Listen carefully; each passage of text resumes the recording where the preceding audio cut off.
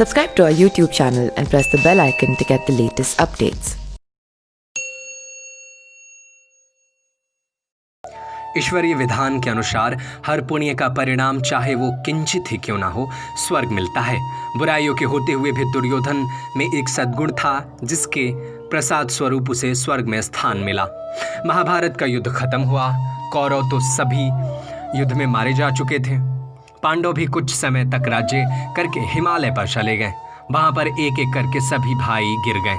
अकेले युधिष्ठिर अपने एकमात्र साथी कुत्ते के साथ बचे रहे और वे स्वर्ग गए। कहते हैं युधिष्ठिर जीवित ही स्वर्ग गए थे। वहां उन्होंने स्वर्ग और नरक दोनों देखा। स्वर्ग में प्रवेश करते ही दुर्योधन दिखाई दिए। अपने भाइयों से भी उनका सामना हुआ। रास्ते में अन्य भाइयों को गिरते समय प्रश्न करने वाले भीम के मन में यहाँ भी जिज्ञासा उठी। पूछा, भैया दुर्योधन तो आजीवन अनीति का ही पक्ष लेता रहा। उसने अपने पूरे जीवन में कोई धर्म का काम नहीं किया जिसके पुण्य से उसे स्वर्ग मिला हो।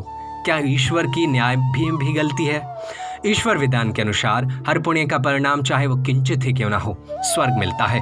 सभी बुराइयों के होते हुए भी दुर्योधन में एक सद्गुण था जिसके प्रसाद स्वरूप उसे स्वर्ग में स्थान मिला। वो क्या है? भीम ने पूछा।